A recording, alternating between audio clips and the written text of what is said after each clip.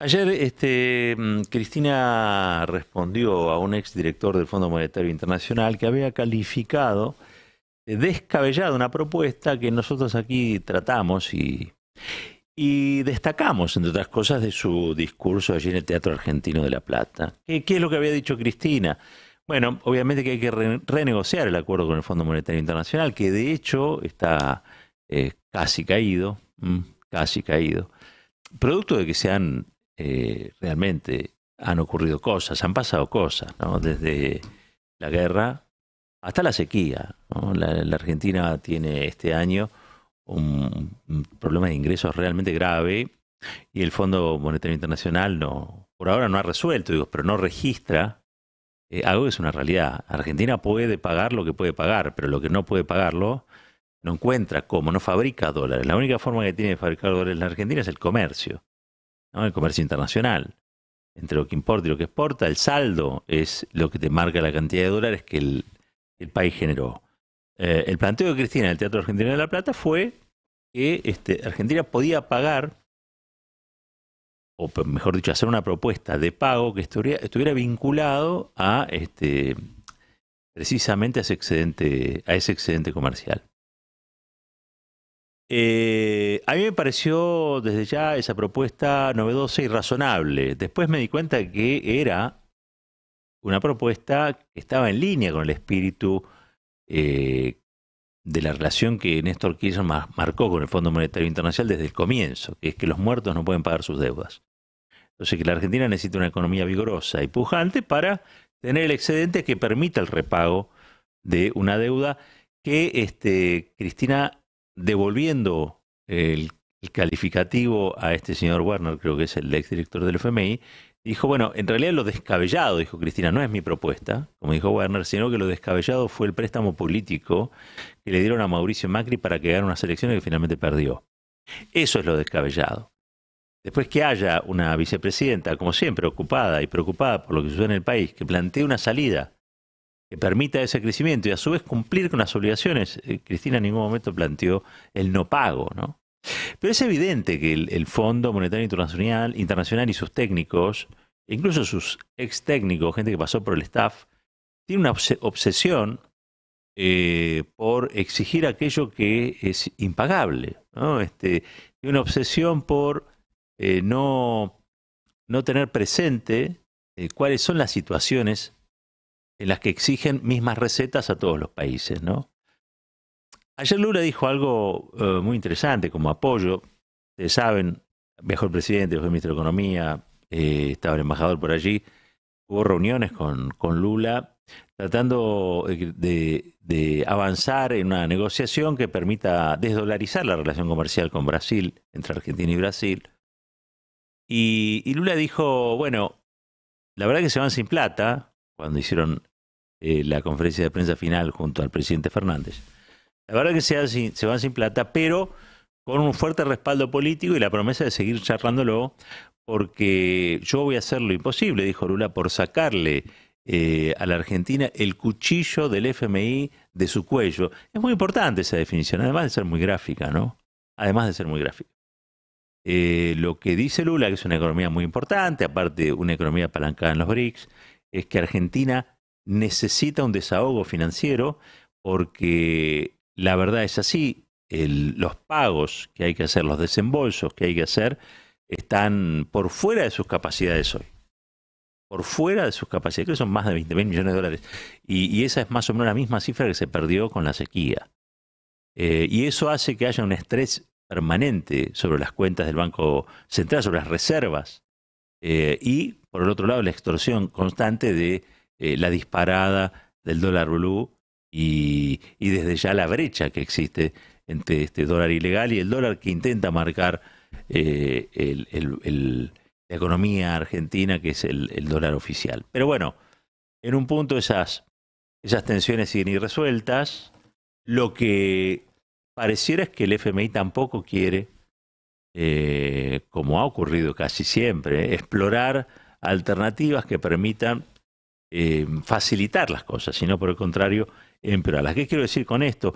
El FMI no se volvió herbívoro, el FMI sigue resolviendo según protocolos que muchas veces han visto, la mayoría de las veces, digo yo, se han visto fracasados, ¿no? Sus recetas son las que habitualmente fracasan.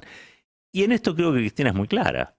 Descabellado fue lo que hicieron prestándole a un gobierno irresponsable como el de Mauricio Macri, eh, cuando ellos advertían que la situación macroeconómica era de un deterioro evidente, ¿no?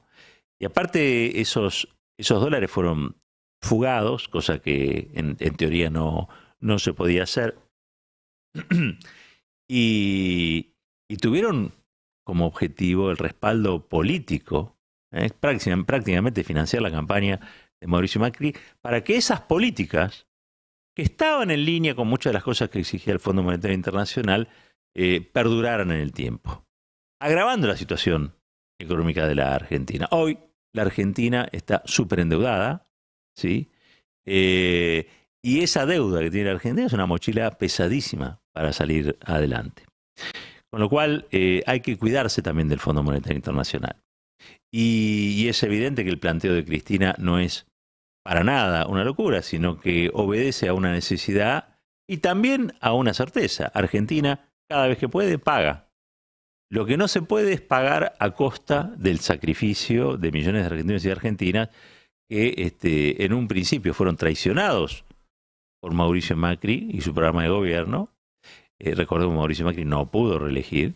Y por el otro lado tienen que soportar las consecuencias de ese endeudamiento que hacen realmente inviable la economía del país. Argentina, dicen, el año próximo va a tener exceso de dólares. Probablemente el no requerir ya tanta inversión o tanto gasto en dólares, lo que es la balanza energética, bueno, probablemente ayude mucho y tengamos un excedente. El tema es cómo llegamos al año que viene. Así de corto es el futuro en la Argentina, ¿no? Y alguien dirá, y el tema es cómo llegamos a las elecciones, que todavía es más corto el tramo. Pero lo cierto es que probablemente la Argentina, estos problemas que hoy tiene sean coyunturales, si uno mira en proyección, ¿sí? Pero también si recibe algún tipo de ayuda del fondo, que sea o bien desembolsos que permitan cubrir lo que ellos demandan como pago, o bien exigencias que estén en línea con el crecimiento argentino. Y que no sea tanto el objetivo el déficit fiscal, sino poner el eje y el acento fundamentalmente en el crecimiento del país, en el crecimiento económico del país, en el desarrollo del país. ¿Se podrá hacer? Bueno, nada está perdido de antemano, ¿no? En todo caso, habrá que sentarse y plantear una vez más, con mucho coraje y con mucho poder político, cosa que hoy está bastante deteriorado, que los muertos no pagan sus deudas. Por el otro lado, vi algunas declaraciones que hizo Matías Culfas. Matías Culfas sacó un libro llamado así como El peronismo del siglo XXI. Después de dejar de ser ministro de la producción, se dedicó a escribir. Creo que tenía un grupo musical y también se dedicó a escribir. Por lo tanto, le hicieron algún reportaje o él hizo declaraciones tratando de vender su libro, ¿no? Por lo que pude ver del adelanto del libro, no leí el libro, pero sí un adelanto del libro, allí él castiga a Cristina Kirchner porque dice que ella conspiró contra su propio gobierno, mantiene el enojo Culfas con Cristina, y se arroga el derecho a dar si se quiere, un diagnóstico de por qué el gobierno de Alberto Fernández no ha sido un buen gobierno, ¿no? Él mismo lo califica así. Pero claro, en vez de poner el problema en Alberto Fernández o en el Frente de Todos o en la naturaleza de la coalición, apunta sobre Cristina diciendo que no apoyó algunas cuestiones que eran claves para el desarrollo económico. Mire, habría muchas cosas por decir. Yo me acuerdo que Culfas tuvo que renunciar, entre otras cuestiones, porque operaba de modo anónimo a través de los diarios para tratar de asociar a Cristina a un delito cometido para facilitar los negocios de Techín. Eso fue lo que eyectó del cargo al exministro de Producción, al señor Matías Culfas. Por supuesto, no hay autocrítica allí, ¿no? En el libro. Lo que hay es una intención de juzgar como demasiada injerencia el rol que exigía Cristina para dar opiniones al interior del gobierno. Y eso, si lo tomamos como parte de la libertad de expresión, es correcto, porque Matías Culfas puede decir lo que quiera. Ahora, lo que seguramente le cuesta decir son verdades, o por lo menos tiene una inclinación a decir medias verdades. Cristina Kirchner ha sido el soporte político del gobierno de Alberto Fernández. Cristina Kirchner apuntó los problemas fundamentales que atravesó el gobierno y se quedó en el gobierno, ¿sí? Incluso con diferencias en su momento con otros que planteaban quizá una salida en masa, ¿no? O cosas por el estilo. Si hay algo que Cristina no es, y esto para que lo sepa el fondo y para que lo sepa Culfas, Cristina no es descabellada. Cristina me parece que ha hecho maniobras que le han permitido, digamos, al gobierno muchas veces corregir errores, o incluso el tema del gasoducto, darle un impulso que quizá Culfas no quería. Los motivos, bueno, habrá que ver si los explica en el libro con mayor detalle. Les digo, yo apenas leí un adelanto, y sí creo que hay otros pasajes que merecen por lo menos un comentario. Dice que Culfas que Alberto Fernández quería inaugurar algo así como un peronismo a la uruguaya.